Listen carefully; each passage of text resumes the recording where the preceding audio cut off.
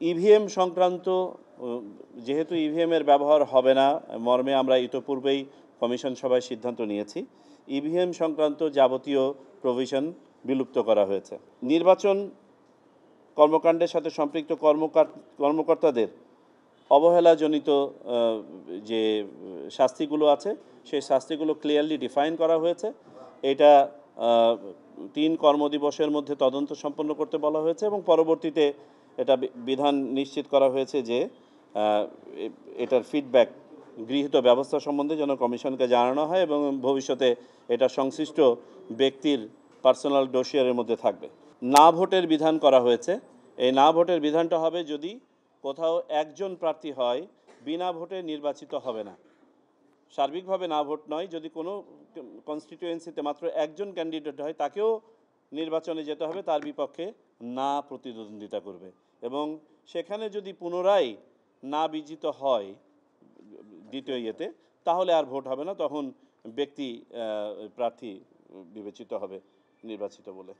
কমিশনের অনুমতিপ্রাপ্ত পর্যবেক্ষক এবং সংবাদকর্মীদের কেন্দ্রে প্রবেশের বিধান করা হয়েছে। আরপিওতে আমি আরপিও বলছি আজকে। ফলাফল স্থগিত এবং বাতিল নিয়ে যে বিধানগুলো ছিল, যেখানে পুরো কনস্টিটিউয়েন্সির নির্বাচন বাতিল করার বা ফলাফল বাতিল করার যে সক্ষমতা সেটাকে সীমিত করা হয়েছিল আপনারা জানেন, সেটা আবার পুনঃস্থাপন করা হয়েছে। অর্থাৎ নির্বাচন কমিশন অবস্থা বুঝে নির্বাচন স্থগিত করা এক বা একাধিক বা সমস্ত কনস্টিটিউয়েন্সির, একইভাবে ফলাফল এক বা একাধিক বা সমস্ত কনস্টিটিউয়েন্সির ফলাফল বাতিল করতে পারবে। আচরণবিধি লঙ্ঘনের জন্য শাস্তি কার্যকরের যে বিধান সেটা সন্নিবেশ করা হয়েছে, অর্থাৎ আরপিওতে এটার বিধান করা হয়েছে যাতে করে আচরণবিধিটা যথাযথভাবে প্রয়োগ করা যায় এবং এটা যেন আপনার একাধিক মাধ্যমে যেন প্রয়োগ করা যায়।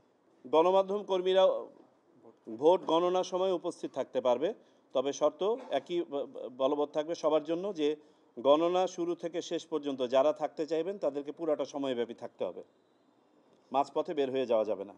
আগে লটারির মাধ্যমে যে বিধান ছিল যে ভোটের সংখ্যা দুজন প্রার্থীর মধ্যে যদি সমান হয়ে যায় তাহলে লটারির মাধ্যমে প্রার্থী নির্বাচনের যে বিধান ছিল, কমিশন সেটা থেকে সরে এসে বলছে না, এটা এই ক্ষেত্রে পুনর্নির্বাচন অনুষ্ঠিত হবে। লটারির মাধ্যমে সংসদ সদস্য নির্বাচনের যে বিষয়টি, এটা কমিশন সঠিক বলে মনে করে না। বিলবোর্ডে শুধুমাত্র যেগুলো ডিজিটাল বিলবোর্ড সেগুলোতে আলোর ব্যবহার করা যাবে, বিদ্যুতের ব্যবহার করা যাবে, তাছাড়া আলোকসজ্জার উপর যে নিষেধাজ্ঞা ছিল সেটা বলবৎ থাকবে। ক্যান্ডিডেটদের যে ব্যয়, এই ব্যয়ের অডিটের ব্যাপারটাকে আরও সুনির্দিষ্ট করা হয়েছে এবং আরেকটু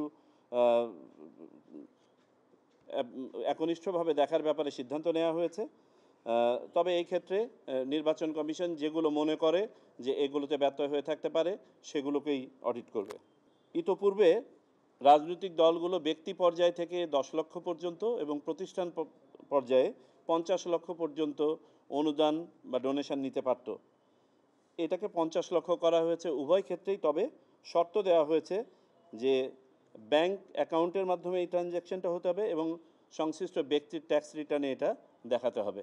যে সকল কর্মকর্তারা নির্বাচন ব্যবস্থাপনার সাথে সম্পৃক্ত থাকেন, বিশেষ করে পুলিশ এবং প্রশাসনের, যাদের বদলি তফসিল ঘোষণা থেকে শুরু করে নির্বাচন অনুষ্ঠানে 15 দিন পর পর্যন্ত নির্বাচন কমিশনের সাথে আলোচনা সাপেক্ষে করতে হয়, সেখানে সংশ্লিষ্ট রেঞ্জের ডিআইজিদের অন্তর্ভুক্তি ছিল না, সেটা অন্তর্ভুক্ত করা হয়েছে। কৃত্রিম বুদ্ধিমত্তা ইত্যাদি ব্যবহার করে যে কোনো ধরনের মিথ্যাচার বা অপবাদ ছড়ানো ইত্যাদি ব্যাপারে প্রার্থী, দল, সংস্থা, মিডিয়া সংস্থা সবার ব্যাপারে ব্যবস্থা নেওয়ার প্রভিশন করা হয়েছে। নতুন রাজনৈতিক দল যারা নিবন্ধনের জন্য আবেদন করেন তাদেরকে সাধারণভাবে আমাদের বিধি অনুযায়ী 30 দিন পর্যন্ত অতিরিক্ত সময় দেওয়া হয় তাদের গঠনতন্ত্রের ব্যাপারে, এটা 30 দিনই থাকবে।